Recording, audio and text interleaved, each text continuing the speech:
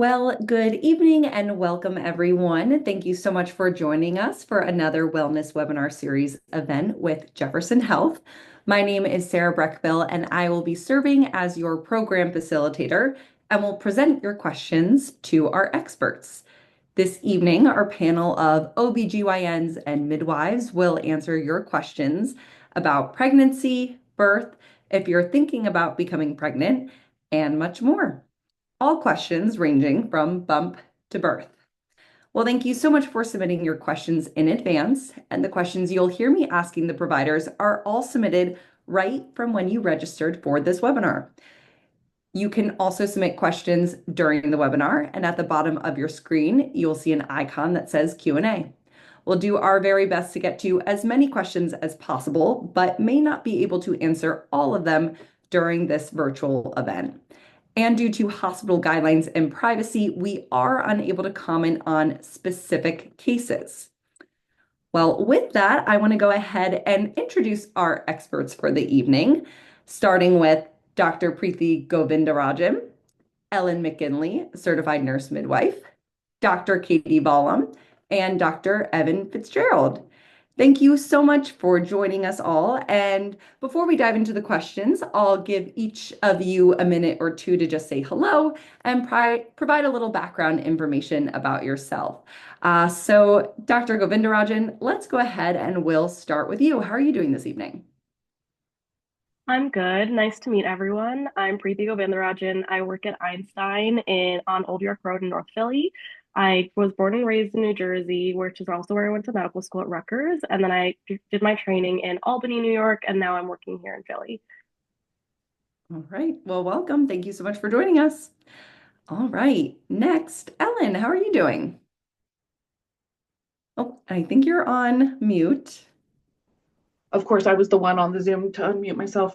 Um, so I'm doing good on this Wednesday evening.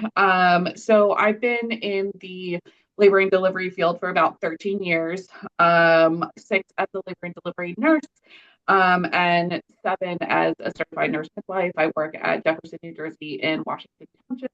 I've been here about 3 years. Prior to that, I was at Troy Medical Center down in Sojo. So I'm excited to be here. Well, we're excited to have you. Thank you. Okay, next, Dr. Vollum, how are you doing? I'm doing great. Thanks so much for having me here. I'm Katie Vollum. I am one of the OBGYNs at Jefferson Einstein Montgomery. We've got a bunch of offices in that area. I grew up in Virginia, which is also where I did my medical training at University of Virginia. And then I moved a little bit closer and was in Delaware for my residency training at Christiana. And then moved up here last year and joined the Einstein Montgomery team. Well, welcome. We're excited to have you. Okay, and last but not least, Dr. Fitzgerald, how are you doing this evening? Hey, hi, I'm doing well. So I'm Evan Fitzgerald. I was a Navy brat, so I'm born and raised pretty much everywhere. And I did my medical school in Tallahassee at Florida State University. I did my residency at Abington Jefferson, and now I'm working at Abington Jefferson as a OBGYN, and I'm delivering at Abington. I see patients out of our Lansdale office. I'm kind of bouncing around, taking care of GYN and OB patients. So I'm excited to be part of this series. This is awesome. Yeah, it's going to be a great discussion tonight, and thank you for joining us. But with that, let's go ahead and dive into the questions because I know we've already received a ton. So thank you all for attending and being already such active participants. So without further ado, the first question, Dr. Govindarajan, we'll start with you. Should you get genetic and fertility testing done before trying to conceive? And if so, how should couples go about doing so? I think it's a great idea to touch base with your OBGYN if you're thinking about trying to conceive, just to talk about your overall health, see if there's anything that you need to optimize or answer any specific questions that you have. In terms of genetic testing, there is some genetic testing that we typically complete very routinely at a first prenatal visit that could instead be done at a preconception visit So for instance, we track a hemoglobin evaluation. It tells us if there's any concern that you could be a carrier for sickle cell trait, for instance. We also could see if you're a carrier for cystic fibrosis or spinal muscular atrophy. If any of those came up positive, then we could talk to you about maybe having your partner tested as well. In terms of fertility testing, I would say that in otherwise healthy patients who are having normal menstrual cycles monthly, I don't typically recommend starting with fertility testing unless there's a particular concern that you have, in which case I would definitely encourage you to talk to your OB/GYN provider. But in terms of fertility labs or testing or imaging, I would say typically not needed for the average patient. But of course, everyone could have different specific circumstances that might change this. So it's hard to give a standard answer for everyone, but I would say that's for the typical patient. Okay. All right. Thank you. Very helpful. All right. Next question here. We will go to Ellen. After getting off birth control and trying to conceive, after how long should someone have concerns about not becoming pregnant? And then what should the next steps be? And you're on mute. The third time's the charm. Don't worry about it. All right. So there's a lot of misnomers about getting pregnant after birth control. There is some information that you have to wait 3 months to try and get pregnant, which is there's no evidence to support that. So if you want to try and get pregnant right away, just make sure you are ready to get pregnant once you're off birth control. That is my biggest thing. When you're ready, just don't be shocked if you're pregnant that first cycle. But so kind of going off what Dr. G said is everyone varies on how they get pregnant. And one of my questions will go deeper into it of infertility and fertility typically isn't an issue. Some people, it takes some time to get pregnant. And it depends on a lot of different factors that go into that. But on the average healthy normal person, you should really start to, after a year of actively trying, and again, I'll get deeper into that, is when you should be like, maybe we should look deeper into that. And that's with actively trying to get pregnant. Okay. All right. Thank you. All right. Next question here, Dr. Vollum, will turn to you. What advice do you have for women embarking on the IVF journey? So IVF can be a very intimidating journey to start on, but there are definitely ways that we can help make it a smoother transition and just ensure that you can be as ready as you possibly can be. The first step is to definitely check in with your primary OB/GYN. Just make sure you're up to date on all of like your regular screening. So your pap smear, your STD screening, your vaccines, and mammograms if you're over 40. And then once you actually go over to the IVF office, they're going to order a bunch of blood work. They're going to check your hormones. They're going to check ultrasounds, just check on your overall egg supply, those kinds of things. A lot of times those don't get ordered by your primary OB/GYN because they're all going to get ordered by the IVF specialist. So don't be alarmed if your primary OB/GYN doesn't order those just at the start. They will also start chatting with you about your history, your partner's history, your family history. So make sure you come prepared with all of that information to your first visit. And then, it can be a very stressful process. So make sure you're still taking time for yourself, trying to eat healthy, exercise, just do things that bring you joy. And if you find it gets really stressful, then don't be afraid to reach out and find a therapist, which honestly everybody should have a therapist, but definitely something that if you're finding it's really stressful for you, don't be afraid to find. Awesome. Thank you. Okay. Dr. Fitzgerald, next question for you here. Any tips for optimizing male fertility? That is a great question. So actually, about 20% or so of infertility cases seem to be due to what we call a male factor, or something related to not the woman. And another 30% of infertility cases involve both male and female factors. So to start off, we typically recommend that, like Ellen kind of mentioned, if you're actively trying, what does that kind of mean? It doesn't mean having sex multiple times per day, every single day, and just, going by the numbers. We actually recommend, focusing on when you're in your fertile period, whether that's, tracking with your ovulation predictor kits, or if you have regular cycles, mid-cycle, around day 14. but every other day or 2 or 3 times per week having intercourse seems to be better than every day or multiple times per day. But also prolonged periods of abstinence can actually have a detrimental effect as well in terms of fertility rates. So that's kind of like the first line thing. And then we also look at the man's health. So their fertility can be impacted by their health or things that are influencing their health. So having a healthy lifestyle in general, maintaining an ideal body weight, a diet that's rich in antioxidants also seems to be pretty helpful in increasing fertility in men. So fruits, vegetables, as well as a multivitamin, which I think a lot of men don't think about taking, but that can improve the quality of sperm. Reducing stress, controlling, chronic medical issues, seeing their primary care doctor as well. So things like high blood pressure, diabetes can kind of impact fertility rates as well. Men who are in a position where they're trying to conceive should also consider stopping smoking, tobacco, recreational drugs, using anabolic steroids. Those things can all impact sperm function negatively. There's a kind of the tale as old as time, boxers versus briefs, is one better than the other. And there's not very many studies that go into this, not surprisingly, but there has been shown some evidence that higher scrotal temperatures, which is the most scientific way of saying that, can be associated with decreased sperm quality. So take it for what it is. It's not the slam dunk case, but if you were to try to decrease that temperature using boxers rather than briefs makes sense. I guess avoiding a laptop on your lap, something warm, sitting in hot tubs for prolonged periods of times are kind of general things that if you're doing one thing, you might as well, I guess, try to do everything. So just keep in mind that changes in a man's lifestyle can take up to 3 months to have an improvement in that sperm function. So it's not going to be like you stop everything and then next week you're better. So give it some time and actively work on it.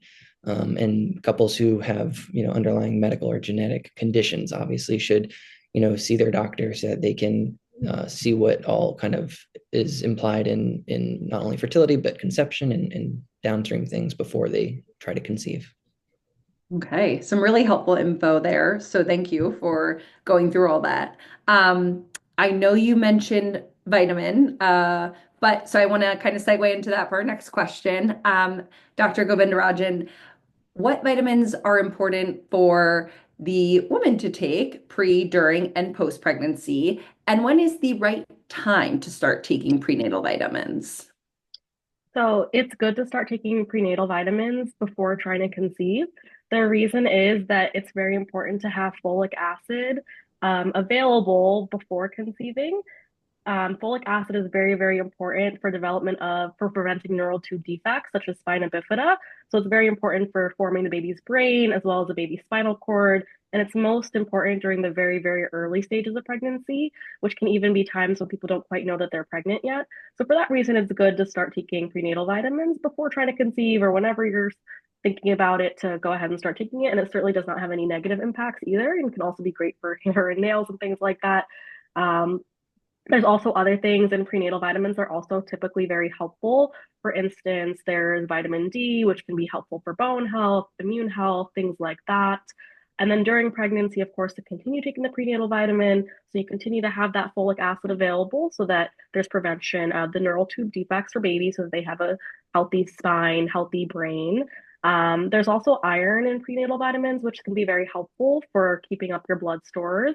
There's calcium, which is very good for your bone health as well as baby's bone health and teeth. Vitamin D is still in there. And then there's also omega-3 fatty acids, which can be helpful for development of brain as well as eyes. And there's also vitamin B12. So in combination, there's a lot of good vitamins and prenatals that are helpful for both mom and baby.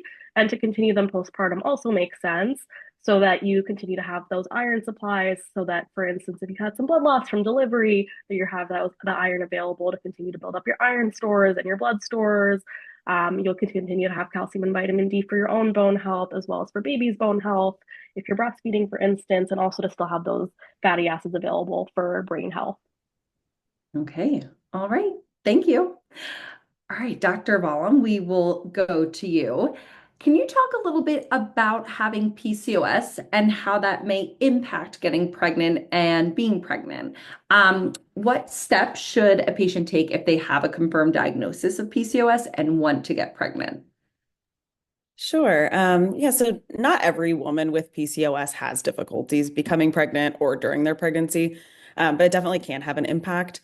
One of the hallmarks of PCOS that we see is irregular periods, which is a sign that you may not be ovulating every month.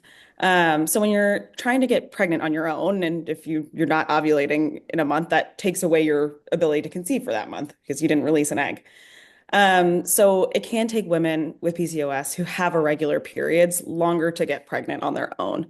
And then even some women with regular periods may not be ovulating during a month, which is why tracking your cycles on a calendar or like on an app and considering using the ovulator predictor kits like Dr. Fitzgerald was talking about earlier to identify when you ovulate can be really helpful.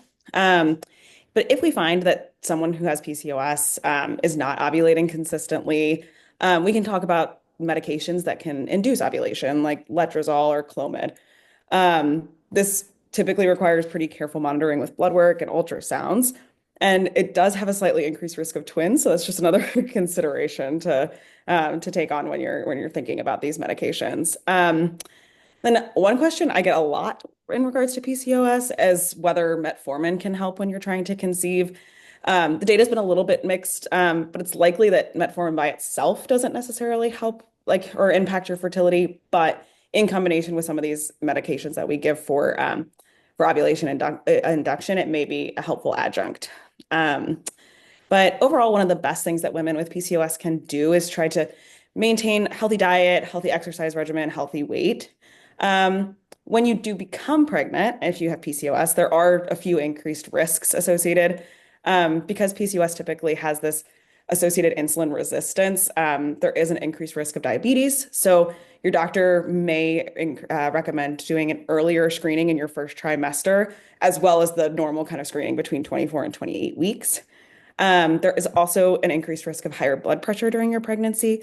So, depending on what other risk factors you have during your pregnancy, they may recommend that you take a daily aspirin to help prevent that from developing. Okay. All right. Thank you. And along that same conversation, Ellen, I want to go to you now. Is there an increased risk of miscarriage with PCOS? And are there any other risks associated with having PCOS and being pregnant? I made sure to unmute myself this time. Um, so when you look at PCOS, so about 10% of women are diagnosed with PCOS in the United States. When you look at PCOS as a whole, that as a diagnosis does not, but the different type of health conditions that come with it may. So when you look at PCOS, you're at risk for metabolic syndrome, which is diabetes, hypertension. Most, not all, but most PCOS patients tend to have a higher BMI or obesity, and that will increase your risk for early pregnancy loss or miscarriage.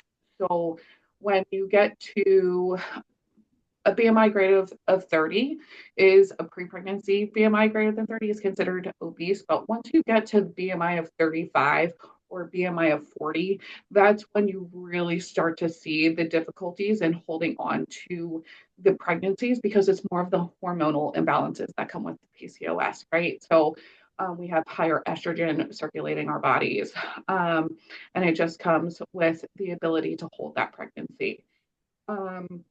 Dr. Balam did a wonderful job in talking about the risks associated with PCOS. She briefly touched on the data surrounding metformin and how it's kind of mixed. It kind of helps decrease that insulin resistance you might do. I also recommend something called myo-inositol. A lot of PCOS patients do not know about the supplement yet, but there's research to support it. It helps increase your insulin sensitivity, and it also might help period regulation as well. And it is safe in pregnancy, so you can continue to take that during your pregnancy, and it might decrease your sugar levels in pregnancy. So it's really important if you have PCOS and you have diabetes in particular, that the lower your insulin resistance is, the decreased risk in the lower body fat you have, the decreased risk of miscarriage you have. Okay. All right. Well, thank you, Ellen, and thank you, Dr. Baum, for taking us through that. All very helpful. Dr. Fitzgerald, I will turn to you now. If you can talk a little bit about endometriosis and pregnancy, and how can someone prepare, manage chronic pain during pregnancy? Yeah, sure.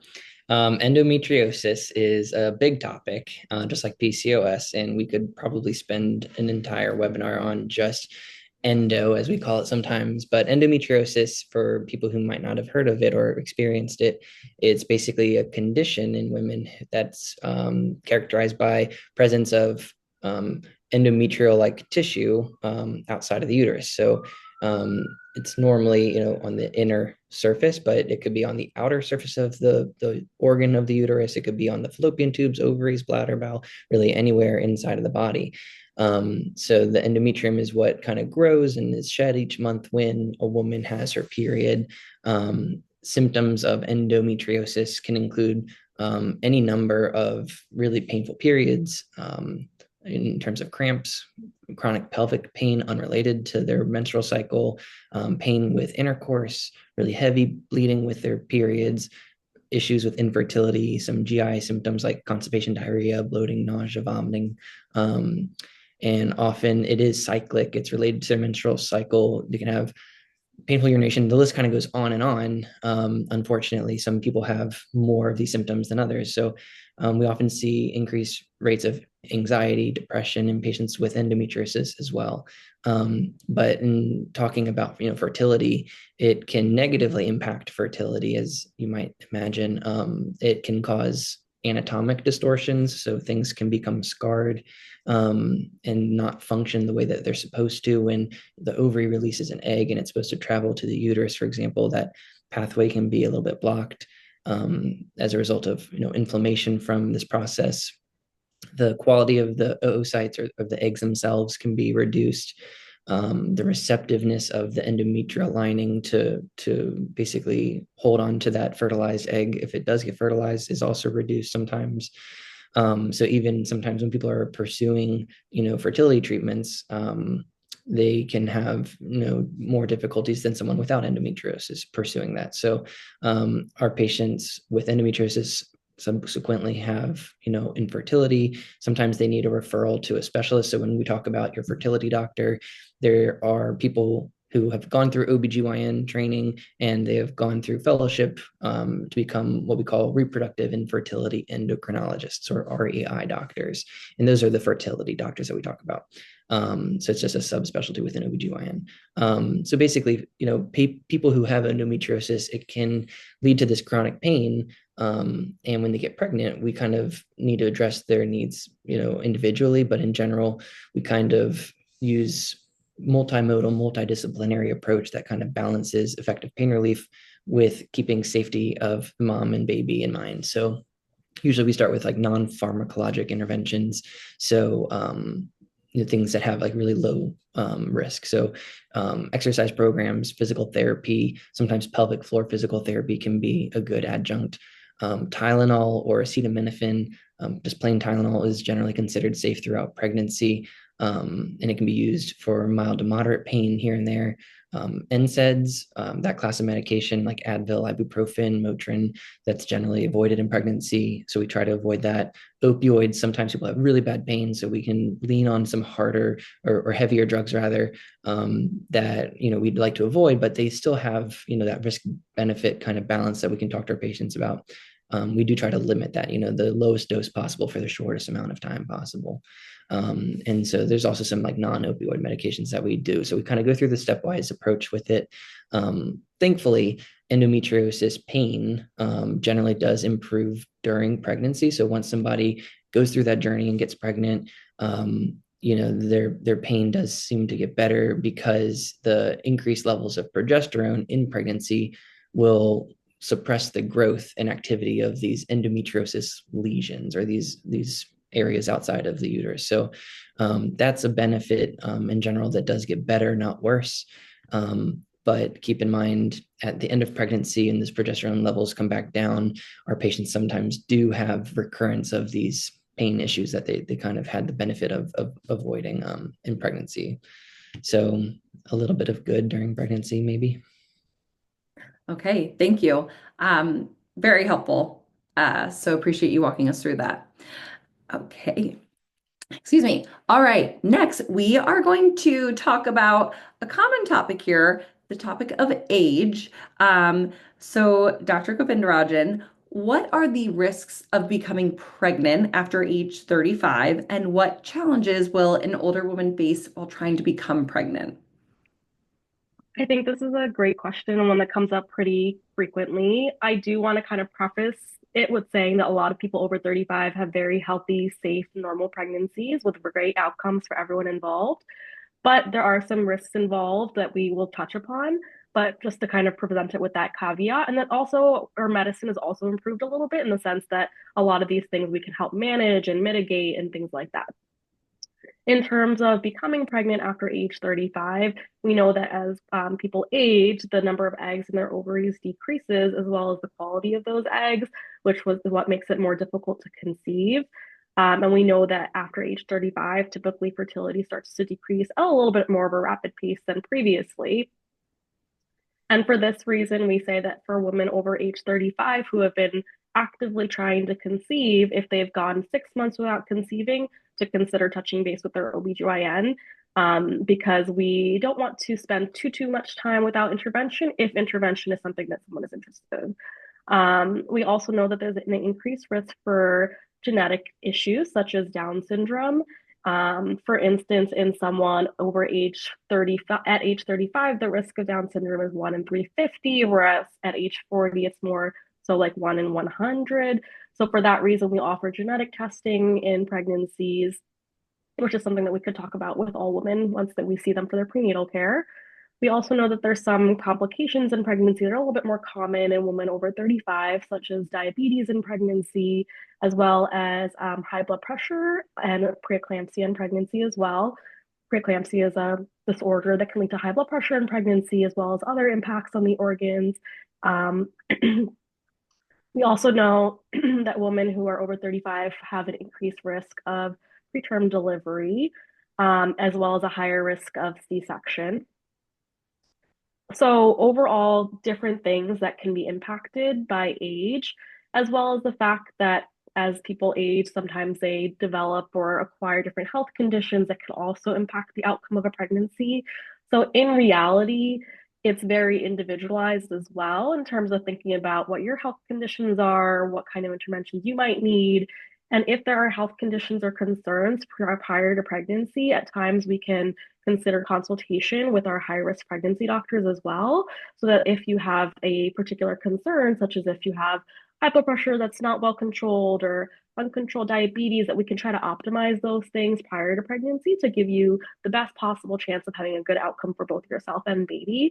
So for that reason, I would say that there are some more increased risks with pregnancy over age 35, but it's very reasonable to consider as well as to expect a normal healthy pregnancy with the interventions that are more available to us now as well. Okay. All right. Some really helpful things to keep in mind. So thank you. All right. Before we go to the next question, I just want to remind people, feel free to drop any questions that pop up during the discussion directly in the chat. I know I've seen some come through already, and we will be getting to the live questions towards the end of our webinar, but just a friendly reminder to keep adding as they pop up. All right. Dr. Vaughan, we will turn to you now. Can you talk a little bit about uterine fibroids and pregnancy? Is it more difficult to get pregnant with fibroids, and are there risks associated with having fibroids and being pregnant? Yeah, so fibroids can impact both getting pregnant and pregnancy as a whole. There are different kinds of fibroids, and they're classified by where they sit in your uterus. So there are some fibroids that kind of sit on the outside of the uterus, and they typically have less of an impact on a pregnancy. However, there are fibroids that are grow in the walls of the uterus and then inside the kind of the cavity of the uterus where a pregnancy would grow, which can make it more difficult both for a pregnancy to implant in the uterus and for a pregnancy to continue to grow once it does implant. The size of the fibroids also does have an impact. So smaller fibroids typically have a smaller effect on a pregnancy than the larger fibroids. But if someone has been having trouble getting pregnant or staying pregnant, and we get an ultrasound that shows that they have large fibroids in one of these troublesome areas of the uterus, a vaginal or an abdominal surgery may be recommended to take them out. And in some of those cases, especially in like an extensive abdominal surgery, it may be recommended that all future deliveries must be by a C-section. So it's important to touch base with your OB/GYN if you have one of those surgeries to know if that's something that they would recommend in the future for you. Once you do become pregnant, there are also risks that, again, depend on the size and location of the fibroids that you have. So larger fibroids can decrease the amount of room that a baby has to grow in the uterus, which can either lead to, smaller babies or even preterm labor and delivery. So if you have larger fibroids, they may recommend that you get more frequent ultrasounds to assess the growth of your baby, and just keep an eye on those kinds of things. And then positioning and the size of the fibroids can also affect a baby's ability to descend into the pelvis for a vaginal delivery. So it may be that a C-section gets recommended if your labor stalls, just because it can't get past the fibroid to come out. And then finally, the fibroids after a delivery can increase the risk of bleeding as your uterus tries to get smaller, and the fibroids kind of prevent that. So you may end up needing more medications or devices that go into the uterus to try to help stop the bleeding. Okay. All right. Some important things to keep in mind. So thank you. Okay, Ellen, we will turn to you now. Can you talk a little bit about the difference between an OB and a midwife? I know this question comes up a lot, so I think this will be helpful. And also, if you should see both. So this is probably my favorite question that I get all the time. So it's really important to know what a midwife is, right? So when you see a certified nurse midwife, that is someone who has their BSN, RN, BSN, who got their master's degree, and worked as a nurse before getting their master's degree in midwifery. There's lay midwives and CPMs and regular midwives, but the certified nurse midwives are those master prepared. Certified midwives are midwives who have master's degree, but were not a nurse prior to. The great thing about Jefferson is we're a collaborative practice. So you're going to have physicians and you're going to have certified nurse midwives. And in particular, I kind of gush about my practice. Our practice is you can go from the lowest, wanting a home birth environment in a hospital, to maybe getting a complication like gestational diabetes or preeclampsia, and we can still work together as a group, physicians and midwives, and give you that care that you desire. You can definitely see both of us. I recommend it just so you can see all the providers who might be there. There is a small population that I know some of us midwives will be like, no, thank you. Just because every patient has a different medical background, medical history, how they got pregnant, how many pregnancies they have, what is needed in their pregnancy, that, if we consider it too high risk, we kind of settle in and be like, hey, we really think you should have a physician beforehand. But if you had a C-section before, if you have high risk conditions, you can definitely see us, but we definitely encourage to see a physician throughout, just to check in. And again, you can always be reassured that in Jefferson, we're always collaborating. So even if you are more on the higher risk spectrum, that you are taken care of on both ends. And our OBs are wonderful in our surgical procedures, so they're going to be the ones doing your cesarean deliveries.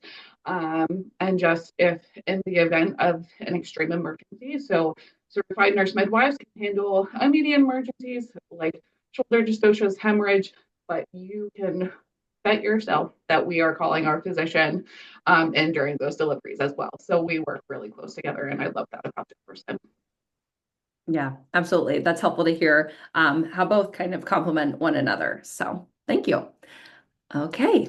All right, Dr. Fitzgerald, we will turn to you now. Can you talk a little bit about the appointments in the first trimester and throughout pregnancy, and what would be a typical prenatal visit schedule? Yeah, sure.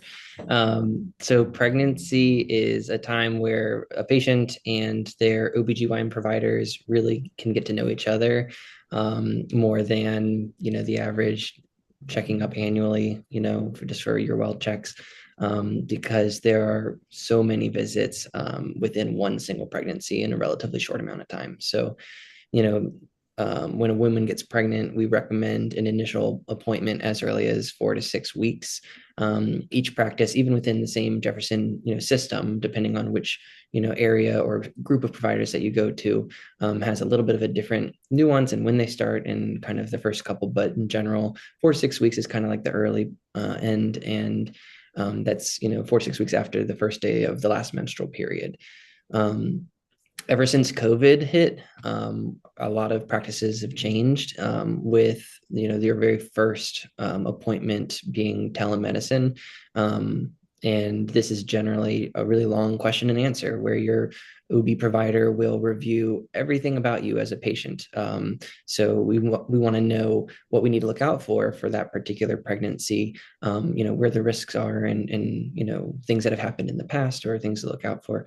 But basically, we see our patients usually, like 4 weeks after that one.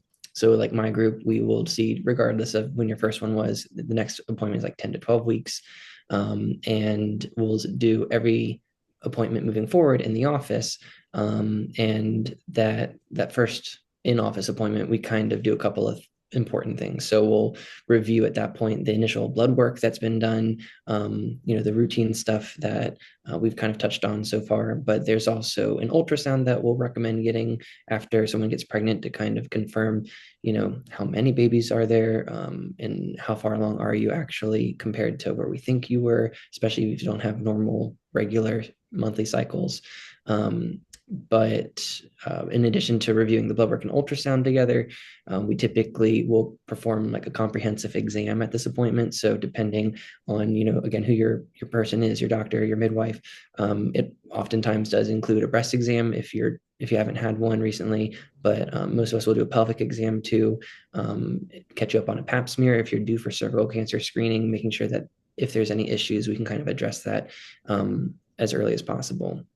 And then moving forward after that first, intake appointment, and then in the office, all that front loading everything, we usually will see our patients every 4 weeks in the office, up until the third trimester or 28 weeks of pregnancy, at which point we increase that and we see our patients every 2 weeks in the office. And at 35 weeks, we typically start seeing our patients weekly, until they deliver their baby. So, and at every appointment, we're, not only checking in and we're asking some standard questions, we're addressing issues as they come up, questions as they come up. We're checking a baby's heartbeat each time just to check on the well-being. We're usually screening to see, is the belly growing at the anticipated rate. And so if you enter into prenatal care kind of like at the 6 week mark and follow this prenatal schedule that I kind of outlined, and you never miss any appointments, and then you deliver right around 40 weeks, which is, your due date, it'd be a total of 14 visits in less than 9 months. So it seems like a lot because it is a lot. Besides the office appointments, I mentioned blood work and an ultrasound in the first trimester. For a low risk pregnancy, we usually would get a second set of, ultrasound around the 11 to 13 week mark. We screen routinely for Down syndrome, among other things, and then a third and final ultrasound around 20 weeks. We call that the anatomy scan commonly. And then we'll repeat blood work again in the third trimester. So around 24 to 28 weeks, we'll screen for, anemia, infectious diseases, and then the famous glucola drink, which is like a flat soda of different flavors. And everyone has their hot take on it, but screen for gestational diabetes. And then, of course, for higher risk pregnancies, it's all of that and then possibly some more stuff. So we might get additional ultrasounds, more in-depth ultrasounds, additional lab work, and then, depending on what the condition or complication is, sometimes there's, more testing and monitoring of the baby or of the mom towards their due date. That kind of summarizes a typical prenatal schedule throughout a pregnancy. Thank you. That was very helpful and appreciate the mapping out of everything. So thank you. All right. We will turn to our next question here. I know we have a few more submitted questions to get through and till we turn to our live audience questions. But for right now, Dr. Govindarajan, what foods or drinks should you avoid during pregnancy? A lot of these things are things that people have commonly heard about. So, for instance, to avoid sushi, the reason for a lot of these recommendations are to avoid not so much the food in and of itself, but to avoid potentially bacteria or parasites that can be commonly associated with those types of foods. So, for instance, with sushi, the issue is that raw fish can potentially have a contaminant that could be harmful. So, for that reason, because even though the risk of that is low, it would be good to eliminate that risk if possible. We typically would say to avoid sushi with raw fish in it. For the same reason, undercooked steaks or poultry, any raw or undercooked eggs, unpasteurized dairy products, because those can have listeria, for instance. So not like the typical dairy products that you would find in a grocery store, but unpasteurized ones. Certain cheeses, like soft cheeses, like brie. We also say to try to avoid deli meats and cold cuts because of previous instances of contamination with listeria with those. So again, a lot of these things are not because of the food in and of themselves, but because of past associations with some of these bacteria, for instance. We also say to avoid certain particular types of fish that are very high in mercury. So for instance, swordfish, king mackerel, things like that. And we usually say for fruits and vegetables, which are great for health and for pregnancy and for getting lots of vitamins, to go ahead and wash those. And then we also say to avoid excess caffeine. So the cutoff, or the limit, we would say, is typically 200 milligrams a day, which is about like a 12-ounce cup of coffee. So you can still have coffee in pregnancy, but in a more limited capacity. And then, of course, to just think about overall health and optimizing it, drinking plenty of water, avoiding high sugar beverages, and of course, to avoid alcohol, for instance, during pregnancy as well. But overall, those are the main foods that we typically say to avoid. If you have particular concerns about certain foods, I would just ask your provider, just because it's hard to give a very comprehensive list. And there's also sometimes lists that we provide you as well at your first prenatal visit. So I wouldn't be too concerned about having a memorized list, because we typically provide you with a reference guide. Okay, thank you. And I know people are always happy to hear when you can still have your 1 cup of coffee. So thank you. Okay, next question here. Ellen, let's talk a little bit about exercise. So what exercises are recommended, and is weightlifting or leg workouts, would they be safe during pregnancy? So my standard is anything you did prior to pregnancy, you can do during pregnancy. So generally, if you were an active runner and that's what you did and you're not starting from scratch, please go ahead.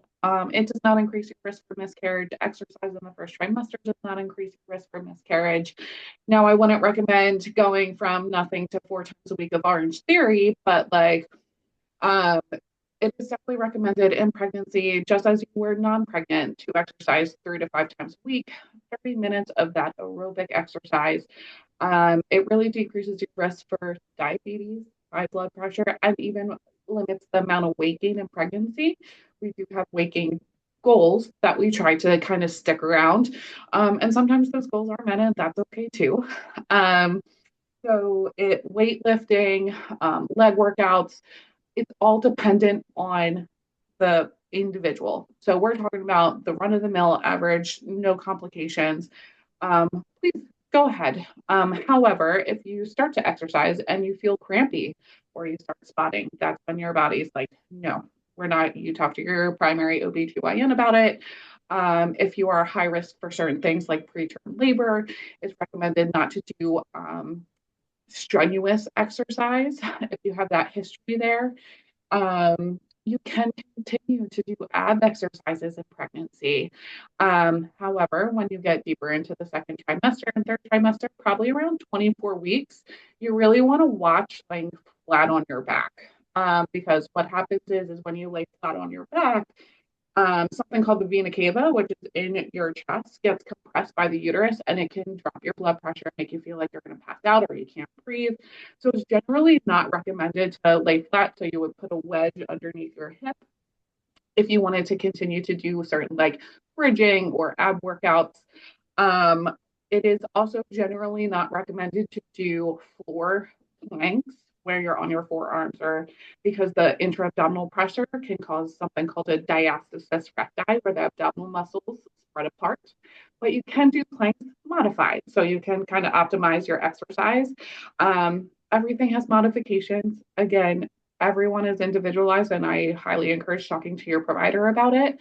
But it is highly, highly, highly recommended to continue to stay active in your pregnancy. I know it can be difficult. I know it can be hard, but the benefits are astronomical. All right, thank you. Okay, next question here. Let's turn to Dr. Vollum. Talking a little bit about what products might be allowed. Are there any other products that must be avoided during pregnancy, maybe such as beauty products? Yeah, so just to like starting off with the beauty products, so avoiding retinols, which are in a lot of just like kind of skincare products, phthalates, which can be found in different plastics, parabens, which is like a preservative that you can find in some cosmetics, oxybenzone, which you see in some sunscreens, and triclosan, which is found in some different soaps, are things that that we recommend that you avoid. It's also important to make sure you use your own cosmetics and beauty products just to avoid any like infections between people.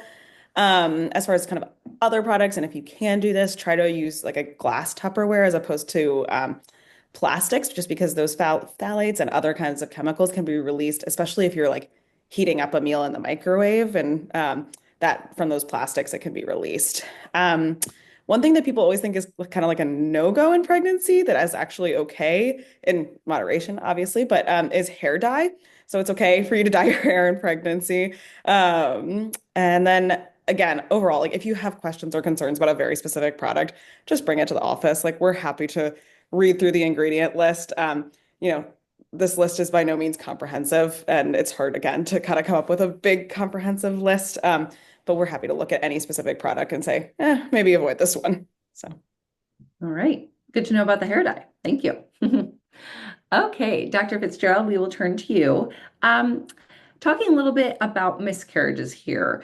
Any suggestions for managing the fear of miscarriages? And can you provide tips for staying calm and managing your anxiety during pregnancy?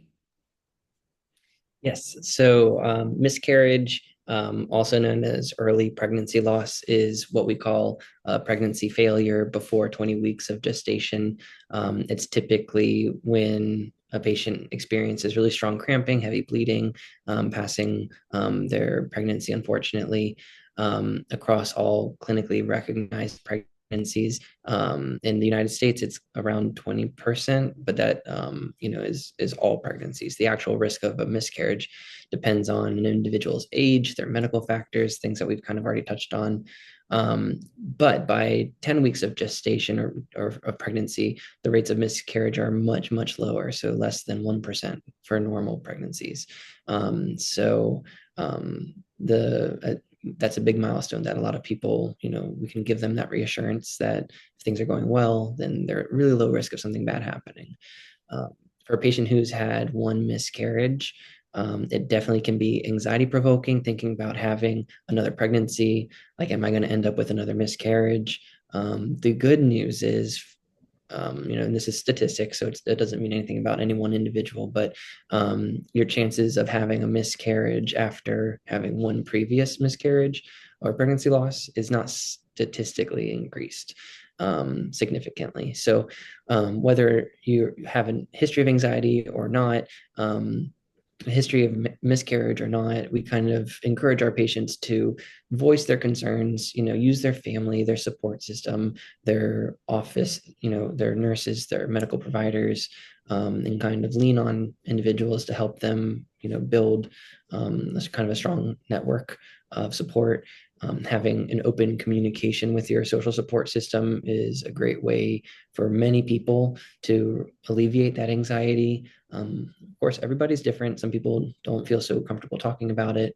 Another thing to consider is mindfulness-based interventions. So like whether that's an app on your phone that helps you to kind of like breathe and gives you a visual or a voice that can kind of coach you through it. Meditation, taking time to do things that you benefit from, like taking a walk outside, clearing your head, exercising. These things often do make patients feel better. So just like Ellen was telling us, if you were doing something beforehand, before you got pregnant, in pregnancy or getting pregnant, if you continue to do the things that were in your routine, that can be really helpful for a number of reasons. So oftentimes, that sometimes is not enough. So professional support can be an important way of managing anxiety. So we as providers can help our patients connect with this behavioral health realm. There are counselors, psychiatrists, social workers, depending on what the specific needs are. I think it's never a bad idea to engage in professional help.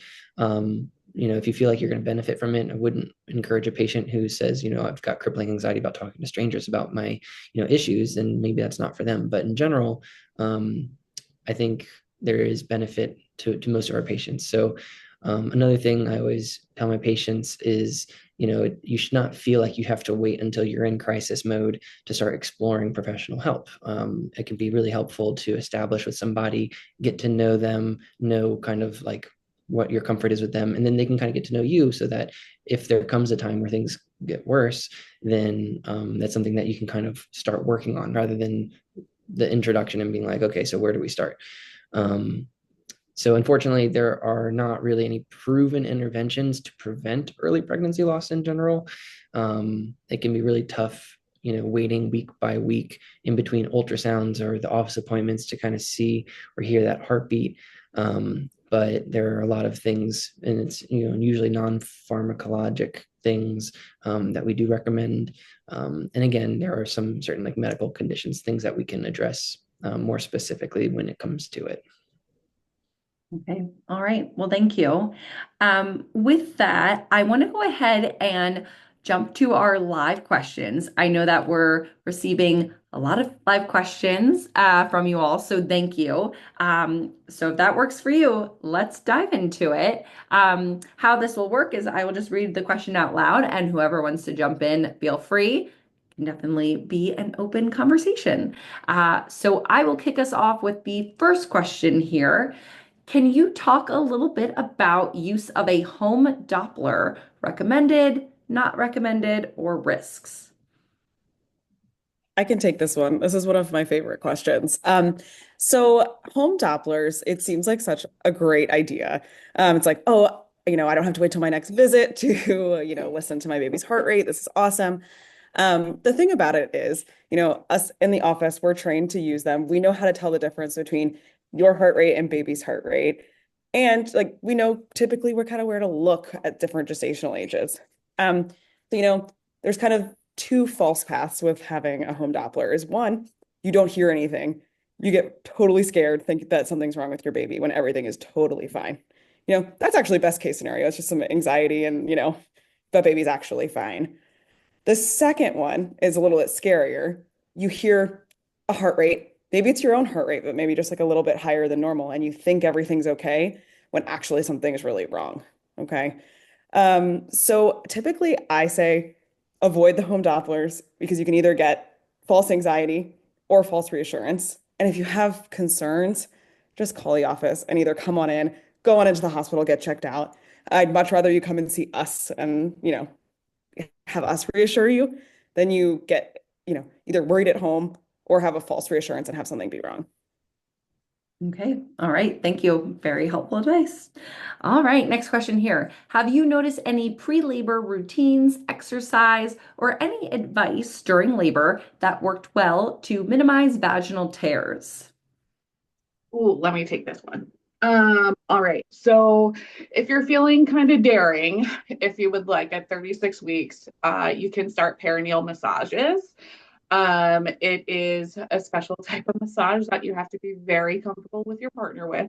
So typically perineal massage at 36 weeks is just you put two thumbs into the vaginal, what we call the introitus or the canal, just to the very tips, and you just press down on either side until you feel a little bit of pain, right? So you just hold it there for a few seconds, you relax, and you go.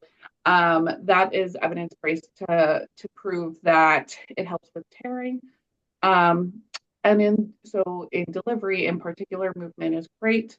There are certain birth positions that increase your risk of tearing. Squatting is a great position for laboring, not exactly the best position to birth in. The only reason being is there's so much intra-abdominal pressure with you kind of being in that squatting position that you tend to have bigger tears. But anything that's comfortable for you. Warm compresses while you're pushing, especially when baby is crowning. And if you perineal massage while you're actually in labor can actually help as baby is crowning too, very, very gently, can help decrease tears. So those are things, one at home, but one during in labor that providers can do to kind of help you out. But the warm compresses are like big in that perineal massage when crowning is pretty big as well. Okay. Very helpful. Thank you. Yeah. And anything to add, Dr. Fitzgerald? Yeah, I was gonna say a little bit of like olive oil or coconut oil on the finger when you're doing the perineal massage can Oh, make it a good, little good bit more call. tolerable. Okay. All right. Helpful advice. Thank you. Okay. Next question here. Are there any specific tips for optimizing female fertility at the age of 40 or older? We kind of touched on this earlier.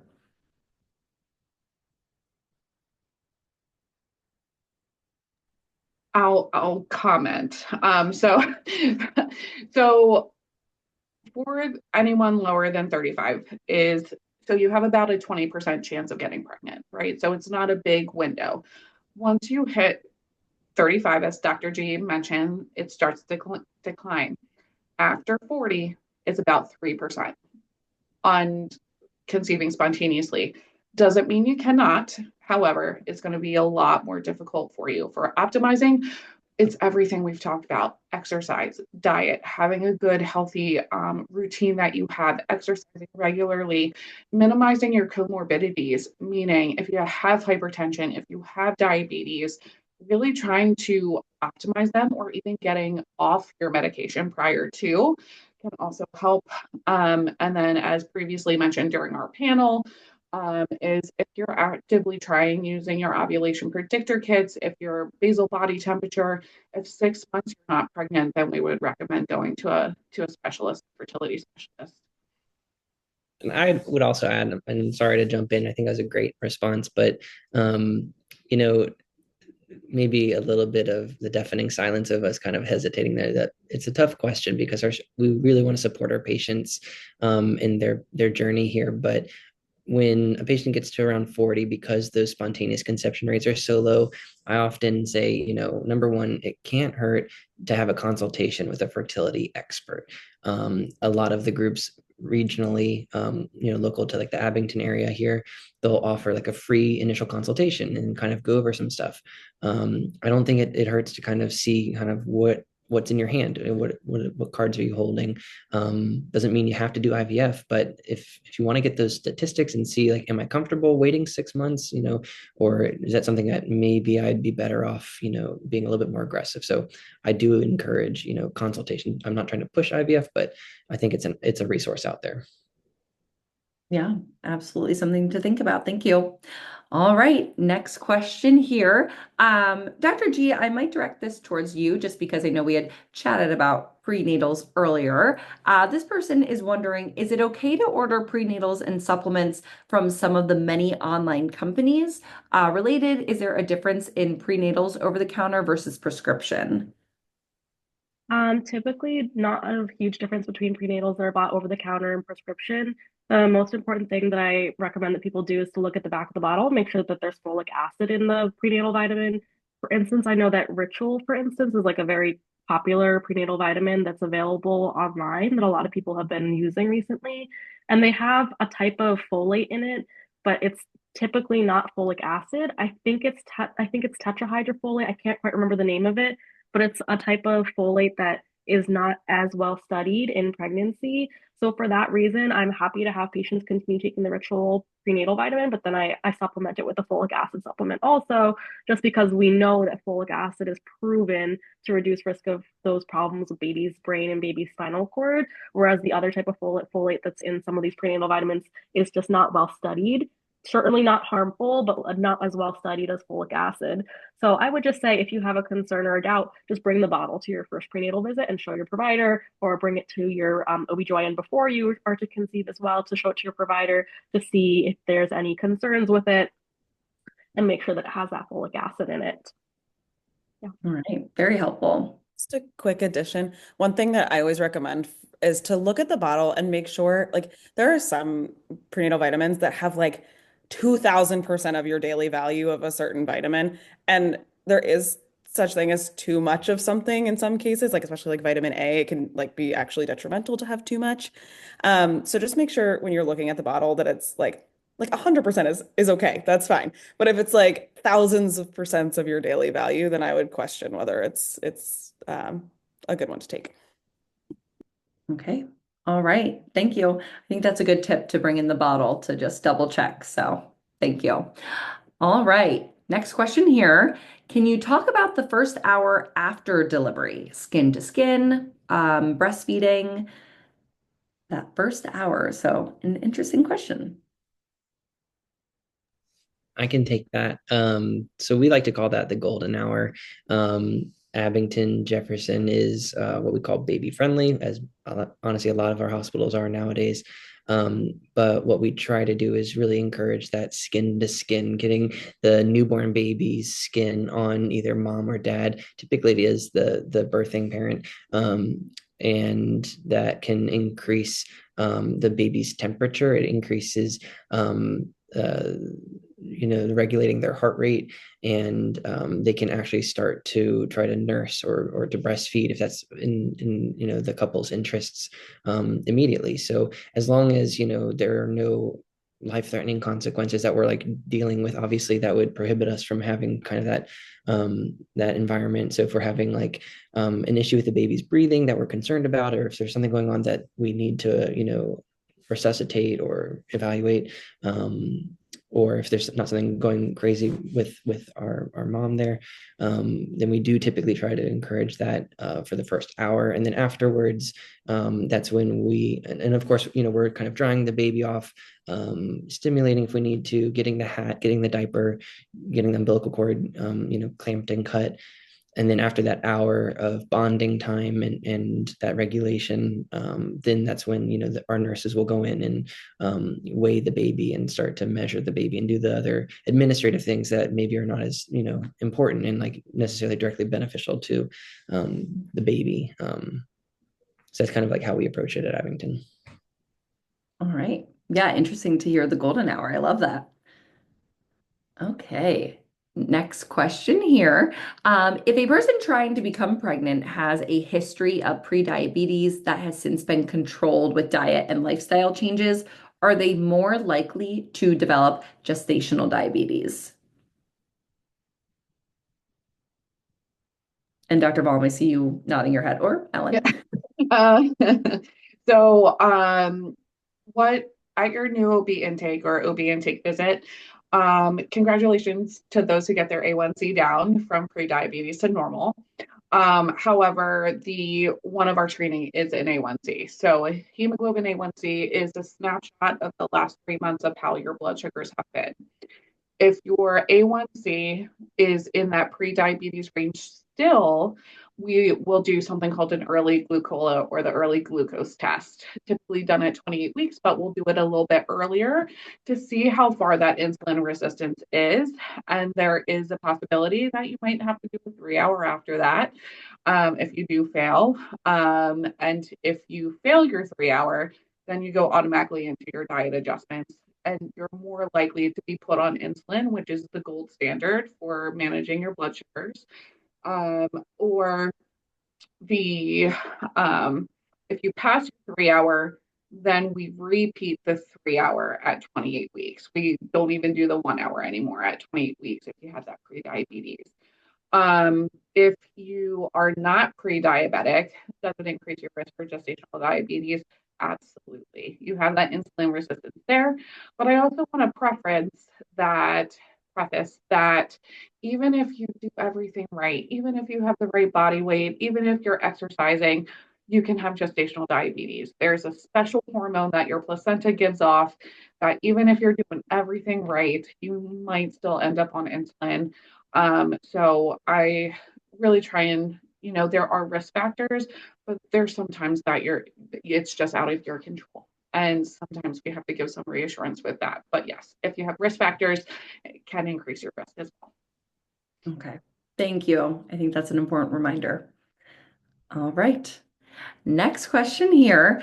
Any suggestions for reducing bloating, especially in the first trimester?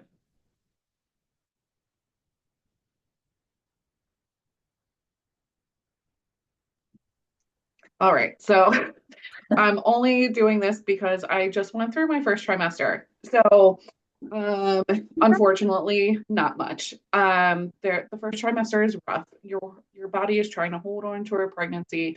You're growing a baby. You are doing everything that you possibly can do. A lot of the formation of this baby is done by your second trimester. So it's really hard to grow a baby. So the exhaustion that you feel, the bloating that you feel, the nausea that you feel, the headaches that you have,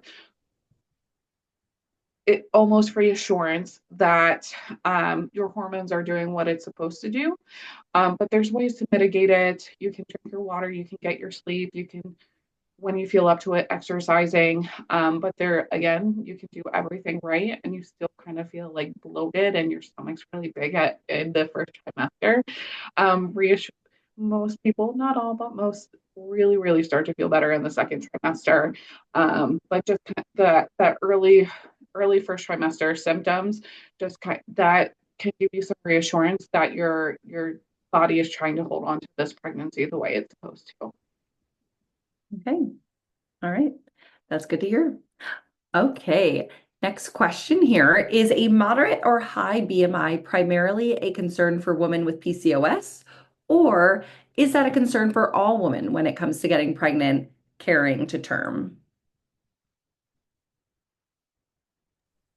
I think that the BMI, that number, it kind of confers that risk kind of regardless of that background. You're gonna kind of be exposed to those additional, the high blood pressure, the diabetes, the issues during the pregnancy, the baby's growth, things like that. So it's kind of whether or not you have that PCOS diagnosis. If you have an elevated body mass index, you're gonna have probably some increased screening and monitoring as a result because of those increased risks. In terms of kind of mitigating those risks or addressing those risks too, some of the things that we would consider is if you have enough risk factors, with BMI being one of them, to consider starting a baby aspirin early in the pregnancy to reduce the risk of preeclampsia. There's also antepartum testing, like Dr. Fitzgerald was mentioning, in terms of doing growth ultrasounds regularly later in the pregnancy, as well as institution to institution, there's some differences. There's also non-stress tests that can be done for the baby, where the baby's put on the monitor for 20 minutes, for instance, depending on BMI and things like that as well. So there's different screening modalities too in terms of mitigating risks and monitoring. Okay. All right. Thank you. Okay, next question here. This one is related to getting pregnant. Can using lubrication during intercourse hinder getting pregnant or affect sperm mobility? It can. There's not. I don't think there's like certain like a list of lubricants that are like no bueno kind of. And there has actually been a little bit of research on this, and something as simple or benign as saliva has also been shown to kind of decrease, sperm quality or fertility. The most very basic thing. So like if you do need to use a lubricant, you kind of have to do what you have to do. But if you're struggling, using something like a coconut oil is the most kind of natural, and doesn't seem to have it doesn't have like the additives that some of these over-the-counter products might have, that can impair motility. I don't know if anyone has any specific products that they refer to, but I say try to do without when you're trying to get pregnant. But like I said, if you're really struggling, you kind of have to give yourself some grace to feel more comfortable. Okay. All right. Good to know. Thank you. Okay, next question here. Is there anything you should do, can do prior to your first OB appointment after conceiving?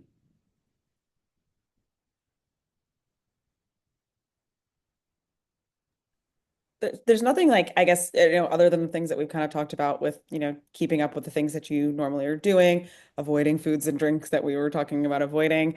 There's nothing that you necessarily need to do. Just keep up with your healthy lifestyle and come prepared with, again, all of your medical history and things that we already chatted about with that we need to know for your first visit. Okay, thank you. All right. Can you talk about spotting during pregnancy? When is it a concern? And can you still have intercourse while spotting? So I always tell my patients, bleeding in pregnancy is never considered quote unquote normal, but it is kind of common.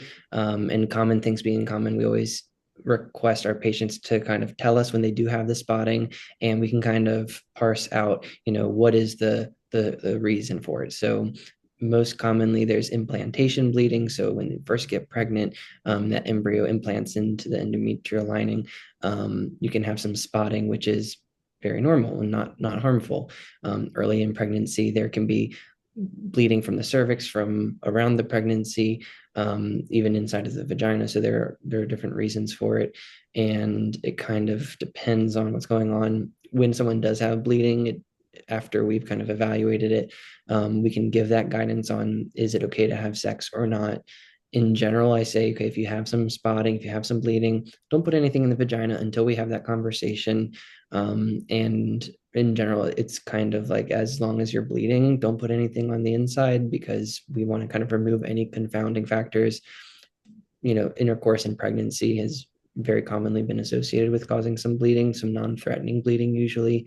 The cervix in pregnancy will bleed if you look at it wrong. So, intercourse can definitely kind of be the most common thing we see in our OB triage in the hospital setting. And then after the bleeding stops, we usually say you're cleared. It's intercourse is not considered to be a dangerous thing in pregnancy in general. Okay. All right, thank you. Next question here. Are polyps different than fibroids, and do these pose different risks? Yeah, so polyps are different than fibroids. Polyps are really an overgrowth of the lining, whereas fibroids are an overgrowth of the muscle of the uterus. Polyps are typically something that may impact kind of getting pregnant and staying pregnant, because it's something that's inside the uterine cavity and can impact where the pregnancy implants. But it's something that we can very easily go in through the vagina, take it out, and then it is gone, and it doesn't typically have that same sort of risk anymore. Typically, you're not having those kind of bigger surgeries or the problems where baby isn't able to grow, or preterm deliveries. It's more of a problem with implantation in the uterus, and once we take it out, it goes back to a normal risk. Okay. All right. Thank you. Okay. We'll take a few more live questions here, and then I know I have one final question before we wrap up the evening. But we're getting so many great live questions, so we'll take a few more. Okay, next question here. This person says, I'm currently on birth control, but want to stop so I can start my prenatal journey. Is there an ideal time within the pill pack to stop taking it, or does it not matter? Since we talked about birth control earlier, there's also something I wanted to add on. So I always recommend finishing a pack, right? So because even if it's a monophasic pill, meaning the same pill, you can get to your withdrawal bleed and kind of do your cycle that way. When your active pills and kind of stop, I've had more irregular bleeding afterwards, but that's anecdotal, meaning there's not a lot of evidence to support that. So I always recommend finishing a pack. That's my personal preference. You can take your prenatals during your birth control pills, right? So if you're thinking about getting pregnant, you can get pregnant that very first cycle you stop your birth control. So if you're thinking about stopping your birth control, really thinking about getting pregnant, birth control pills are great for your hair, skin, and nails anyway. So it's really recommended to start prenatals 3 months before thinking about conceiving. And something that I did want to add on is I didn't talk about Depo. So Depo is the only form of birth control that can impact your fertility. Okay. So it can take up to, depending on some people get pregnant right away, but for other people, it can take up to 18 months. I saw in some research, 18 months, almost 2 years to get back to a normal ovulatory status. So if you've been on Depo for a long time, I would recommend switching over to a different form if you're thinking about pregnancy in the near future. Okay, thank you. All right. I guess this is a quick one. We kind of touched on it earlier, but this person is wondering, is every pregnant woman over 35 considered high risk? I'll take that one. I would say no. Typically, we would do an evaluation at your first prenatal visit to see if there's any additional risk factors. If there's additional risk factors, we might consider sending you for a consultation with the high risk doctors. But I would say the age over 35 in and of itself would not be typically considered a high risk pregnancy, but we would just talk about in terms of your other health history as well, whether there's different things to optimize. We would consider doing the baby aspirin that we had talked about previously for preeclampsia prevention, things like that. But I would say age in and of itself typically wouldn't be enough to say that it's a high risk pregnancy.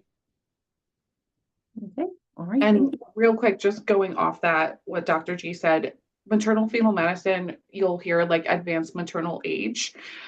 So they might put you into that category of high risk, but it's not high risk, if that makes sense. So as Dr. G says, like you might hear different things from different providers, but the age alone does not cause it high risk. But are you advanced maternal age? Technically, yes. Got it. All right. Okay. What is the process of establishing with a hospital or doctor for birth? I typically just recommend you look in your area, see what office is nearest to you, what hospital is nearest to you. That's really the big one is what hospital is nearby, so you can get there quickly when you're in labor. And then see which offices deliver at the hospital that you're hoping to deliver at. Once you kind of figure that out and figure out the office that delivers at the hospital, you can look at their website, figure out kind of look at their makeup of doctors and midwives and see if that's something that agrees with you, what your ultimate plans are. And then really you can just call the office and then schedule an appointment with us. They'll ask you for when your last menstrual period was, so that they can have an idea of when to schedule you for your first visit. Dr. Fitzgerald was saying that his office does 4 to 6 weeks. My office does around 8 weeks for the first visit. So everyone's a little bit different. But yeah, really just call the office that speaks to you and delivers at the hospital you want to deliver at. Right. Thank you. Okay, Dr. Fitzgerald, I will turn to you for this one, just because I know we were talking about miscarriages earlier. Why do people tend to say that after the first trimester, the risk of miscarriage is smaller? So we typically think that the vast majority of miscarriages that are clinically recognized when we have done studies on these after the fact the genetic composition of that pregnancy was abnormal for some reason. So it doesn't necessarily mean that there's something abnormal with the mother or father of that pregnancy, but that sperm and egg that met, they had the potential to have sporadic abnormalities. So when the embryo is, created, it might not have had the genetic composition to form, a fully developed fetus and then, human being. And so whatever the cellular division has happened incorrectly. So we think that those are the most often causes of miscarriages. And if something is going to happen, it takes a certain amount of correct genetic makeup to progress to that second trimester pregnancy. And so that's why we typically see a miscarriage earlier on, because it just can't sustain itself. And so if you've made it to that 10-week mark or the second trimester, it's reasonably fair to say that the genetic composition is not necessarily perfectly normal, because certainly there are some things that are non-lethal or not incompatible with the sustaining of a pregnancy. But the big things have kind of been, there's a thing of the past at that point. So once you've gotten to that second trimester or the 10-week mark, in that range, it's more of a matter of things moving forward, the development of the fetus, and the lion's share of the issues or have kind of had their chance and didn't happen. Okay. All right.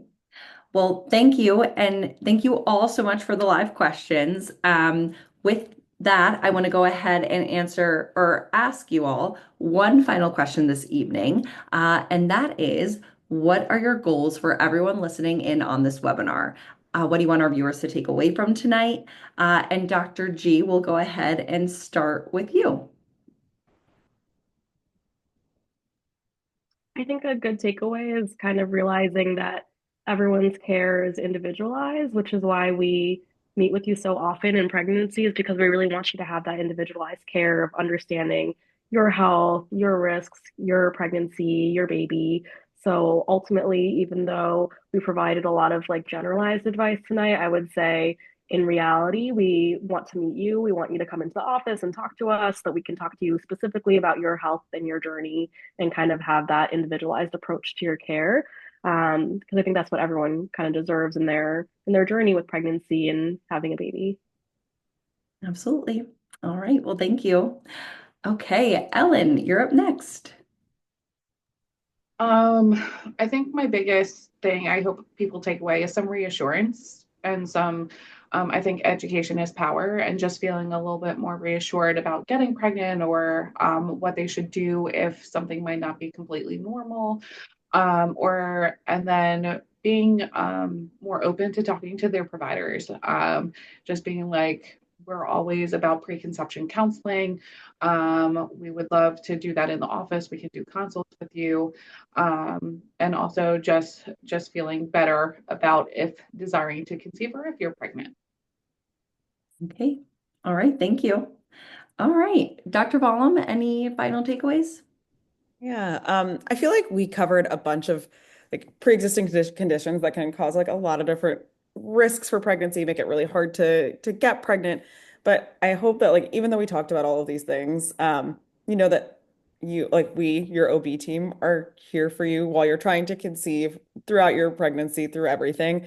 And we know the different ways to combat these risks and how we can make like your pregnancy as smooth as possible for healthy mom, healthy baby, and hopefully meet like your pregnancy goals and plans to the best that we can to while keeping everybody safe. Okay. And last but not least, Dr. Fitzgerald, any final takeaways? Yeah, I think these have been all great takeaway points. I think it's a great thing when a patient comes into their appointment in the office with like a list of questions on their phone that they've thought of since we saw them last. Whether it's like a symptom that they are having, a curious question about, like thinking ahead, labor and delivery, epidurals, things that they've heard from their family or friends or the internet. do I need a vaccine? These appointments are like the perfect time to address these concerns. And, with how many we have, we're hopefully able to see things as they come up. But, we get so excited to see our patients. We get to know them, and sometimes they bring in their younger kids or their partner, and we start chatting and catching up. And so we're all human and we forget things, so having like it written down is a great way to make sure that you're feeling heard, and that you're not just like, gosh, I'm wasting my time going to this appointment every week, I'm not doing anything. But maybe you're able to say like, hey, what about this thing? Do I need to worry about it? And maybe that'll help you feel more like prepared and at ease, and hopefully reduce anxiety. Yeah, absolutely. Being your own best self advocate. So that's a great reminder. Thank you. Okay, well, thank you so much, Dr. Govindarajan, Dr. Balam, Dr. Fitzgerald, and Ellen for your time this evening. I know such great information was shared, and thank you all for attending and submitting such great questions. I learned a ton, so I appreciate it. We will be posting an event survey, so you can let us know your thoughts. If you would like someone to contact you directly to schedule an appointment with a Jefferson Health provider, please go ahead and fill out the last question in the event survey. A recording of this event will also be sent to you so you can rewatch at your convenience. And if there is anything anyone here at Jefferson can do for you, please reach out to us. Thank you once again for joining, and please be sure to stay safe and healthy. Have a wonderful evening.